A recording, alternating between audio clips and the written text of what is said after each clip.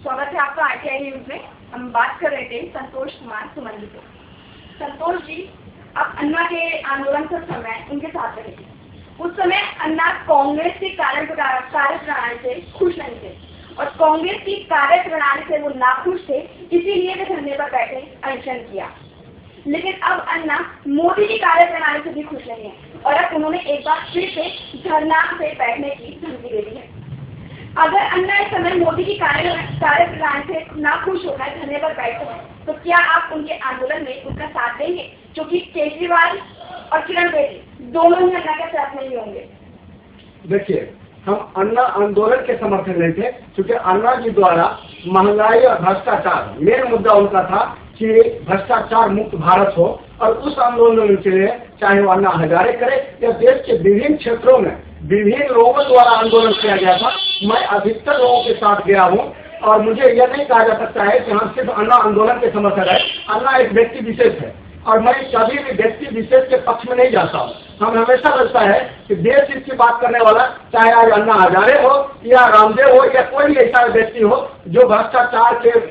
विरुद्ध मुहिम छेड़ेगा, मैं उसके साथ तहे दिल से जाऊंगा, चाहे वो किसी भी राजनीतिक दल का हो। रह गई बात जहाँ तक कांग्रेस का या भारतीय जनता पार्टी का, यह स्पष्ट है क्योंकि सरकार उस समय कांग्रेस का था और हमेशा सरकार से ही उम्मीद की जाती है कि हम नई चीज प्राप्त कर सकते हैं, चाहे भ्रष्टाचार के विरुद्ध कोई नया एक्ट बनाने की बात हो या देश में शांति अमन चैन की व्यवस्था की बात हो या कोई नया कानून बनाने की बात हो। तो चूंकि सरकार के पास शक्ति होती है और सरकार ही नया एक्ट पारित कर सकती है, इसलिए उस समय कांग्रेस की सरकार थी और भ्रष्टाचार चरम सीमा पर था। तो अन्ना हजारे के नेतृत्व में देश के लोगों ने भ्रष्टाचार के विरुद्ध आंदोलन छेड़ा था। यह नहीं कहा जा सकता है कि अन्ना हजारे या अन्ना आंदोलन कांग्रेस के विरुद्ध ऐसी बात नहीं थी, सरकार के विरुद्ध थे। आज भी अगर नरेंद्र भाई मोदी के विरुद्ध मुद्दा होगा तो ऐसी बात नहीं है। भारतीय जनता पार्टी की चूंकि सरकार है और भारतीय जनता पार्टी अगर भ्रष्टाचार के विरुद्ध आवाज नहीं उठाती है,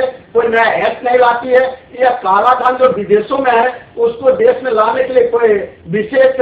अधिनियम पारित नहीं करती है, तो इसके लिए जो भी आंदोलन होगा, चाहे वो अन्ना हजारे करे या देश का कोई भी व्यक्ति आंदोलन करेगा, तो मैं उस आंदोलन में शामिल होऊंगा और चाहूंगा कि सरकार पर दबाव बनाओ, क्योंकि मुझे भी है कि भ्रष्टाचार के माध्यम से देश के नागरिकों की रीढ़ समाप्त हो चुकी है और जब रीढ़ टूट जाती है तो मनुष्य खड़ा नहीं हो सकता है। इसलिए भ्रष्टाचार और महंगाई देश के लिए बहुत बड़ी समस्या बन चुकी है। जी, भ्रष्टाचार और महंगाई देश के लिए समस्या बन चुकी है।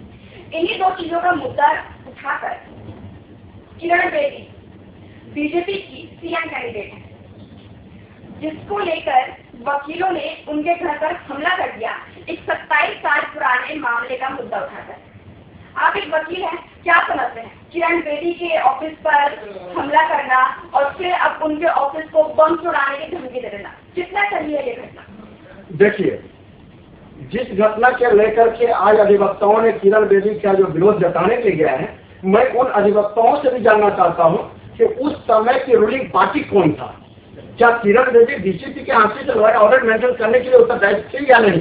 क्योंकि कोई भी लॉ एंड ऑर्डर मेंटेन का सवाल होगा तो किसी भी कीमत पर लॉ एंड ऑर्डर के लिए अगर मैं भी उस समय डीसीपी होता तो मैं वही करता जो किरण बेदी किया है। रह गई बात जहां तक वकीलों का आंदोलन का, तो मैं आपको बता दूं कि वकील चूंकि आज इस देश का प्रत्येक नागरिक किसी न किसी राजनीतिक दल से जुड़ा हुआ है। जिन लोगों ने किरण बेदी का विरोध किया है वह निश्चित रूप से या तो आरएसएस का या आम आदमी पार्टी का समर्थक होगा या कांग्रेस का समर्थक होगा, इसमें कहीं संदेह नहीं है। क्योंकि किरण बेदी व्यक्तिगत रूप से एक अपने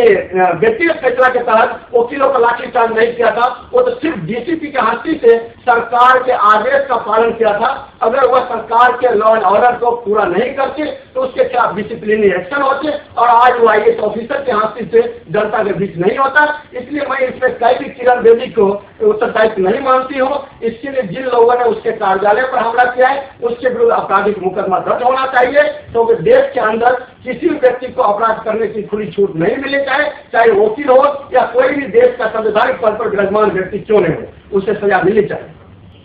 वकीलों ने हमला किया और आप कह रहे हैं उनको आपराधिक सजा मिलनी चाहिए, लेकिन आपको नहीं लगता कि अगर जिन वकीलों ने ये हमला किया उनके ऑफिस पर, उनको बम चढ़ाने की धमकी दी उनके ऑफिस को, तो जो वकील अपना विरोध जता रहे थे, चलिए हम एक बार को मानते हैं उनका विरोध जताना सही है, लेकिन अगर वो विरोध जता भी रहे थे तो क्या आपको नहीं लगता कि उनको ये विरोध जताना का ये रूट उनका गलत था? अगर उनको विरोध जताना ही था तो वो उनका बहिष्कार कर सकते थे, चुनाव में उनका बहिष्कार कर, उनका बायकाट कर सकते थे, और भी बहुत रास्ते से विरोध करने के, उनको बम से उड़ाने की धमकी देना ये कोई बड़ी वो नहीं हुई। देखिए, वकील एक संवैधानिक पद है,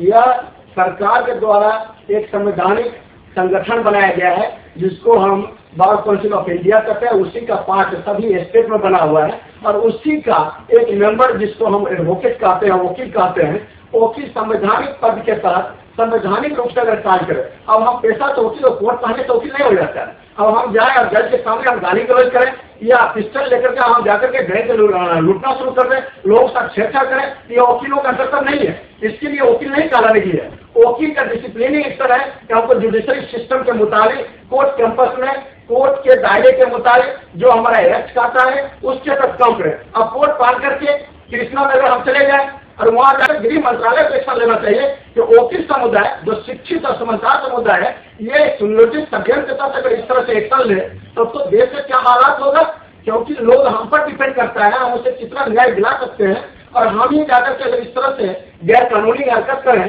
तो सब हमको लगता है कि जो लेमेन है और शिक्षित व्यक्ति है या जो नक्सलबाजी है, आतंकवादी या अपराधी प्रवृत्ति का लोग है वो तो पता नहीं क्या नहीं करेगा, क्योंकि हम उसको डराकर रखते हैं। कानून के बारे में हम जानकारी देते हैं कि इस टाइप का ऑफेंस करोगे तो तुमको ये सजा मिलेगा, वो हमसे डरता है और हम ही जाकर के क्रिमिनल एक्टिविटी में इन्वॉल्वमेंट हो जाए तब तो लगता है कि देश की कानून व्यवस्था ही चौपट हो जाएगा। इसलिए मैं गृह मंत्रालय से मांग करना चाहता हूँ आपके इस चैनल के माध्यम से, देश के मैं माननीय गृह मंत्री राजनाथ सिंह से और खास करके दिल्ली पुलिस कमिश्नर से भी मैं मांग करना चाहता हूँ कि इस पूरे प्रकरण घटना की जांच न्यायिक रूप से और खास करके CID या CBI से कराई जाए और जिन लोगों का इन्वॉल्वमेंट है उसकी स्थिति बना करके उनके खिलाफ आपराधिक मुकदमा दर्ज कराया जाए। अगर वकीलों को लगता है कि मैं वकील समुदाय के विरुद्ध आवाज दे रहा हूँ तो मैं स्पष्ट कह देना चाहता हूँ कि मैं भारतीय हूँ और भारतीय कानून व्यवस्था में मुझे पूरा आस्था है, चाहे इसके लिए मुझे वकील रहना पड़े या वकालत की लाइसेंस मुझे कैंसिल कराना पड़े, मुझे कोई गम नहीं। संतोष जी, हमारा RTI न्यूज एक सामाजिक जागरूकता, सामाजिक कार्यकर्ता के साथ साथ पत्रकारिता करता है। ये एक जर्नलिज्म और एक्टिविज्म दोनों का मिश्रण है। आप RTI न्यूज के लिए क्या कहना चाहेंगे? देखिए, RTI न्यूज चैनल के माध्यम से देश को एक बड़ी हथियार मिला है। कोई भी व्यक्ति किसी भी क्षेत्र में देश के किसी भी प्रांत में रह रहा हो और उसे देश की आर्थिक स्थिति, आपराधिक स्थिति या भौतिक स्थिति की जानकारी के लिए यह जो सरकार ने RTI एक्ट 2005 का जो प्रावधान दिया है ये देश के लिए कवच कुंडल के रूप में है। हाँ, थोड़ा बहुत इसमें संशोधन की जरूरत जरूर है, क्योंकि कुछ ऐसे इसके लचर व्यवस्था है कि हम एक RTI एप्लीकेशन मूव करते हैं तो उसमें जो कंप्लेनेंट है एक भारतीय सरकार को जागरूक करने में योगदान देती है, लेकिन उसे परेशान किया जा रहा है। इसमें थोड़ा संशोधन की जरूरत है। RTI न्यूज को एक कवच के रूप में सरकार ने हथियार दिया है, लेकिन आपराधिक छवि में जो ऑफिसर्स हैं, जो भी पदाधिकारी या नेतागण हैं, वो इसका दुरुपयोग कर रहे हैं। इस पर संशोधन हो और मैं यही चाहूंगा कि RTI न्यूज चैनल RTI से जो भी संबंधित मुद्दे हैं, क्योंकि देश के नागरिकों को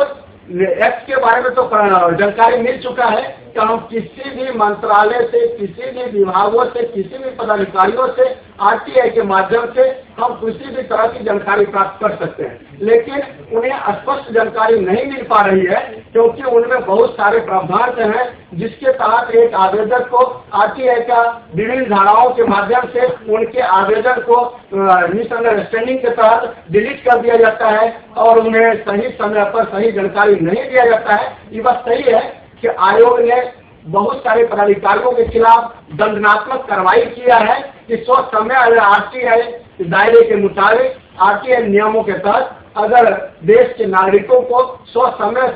उसकी जानकारी उपलब्ध नहीं कराया गया है तो देश का जो आयोग है जिसको हम केंद्रीय सूचना आयोग कहते हैं, उसने जो अपनी दंडात्मक कार्रवाई किया है कि देश के लोगों को मालूम है और हम उम्मीद करते हैं कि इस चैनल के माध्यम से क्योंकि RTI चैनल शायद देश का प्रथम चैनल होगा जो खास करके उस एक्ट पर आधारित यह नाम है जिससे देश की जनता और खास करके जो भी देश के विकास के लिए आगे आना चाहता है, जो भी चूंकि इलेक्ट्रॉनिक या प्रिंट मीडिया में थोड़ा भी हस्तक्षेप रखता है, तो इस चैनल के माध्यम से, इसके वेबसाइटों के माध्यम से उसे देश की वस्तु स्थिति से, परिस्थिति से अवगत होगा और मुझे लगता है कि इस चैनल के माध्यम से देश प्रदेश का समुचित विकास संभव है।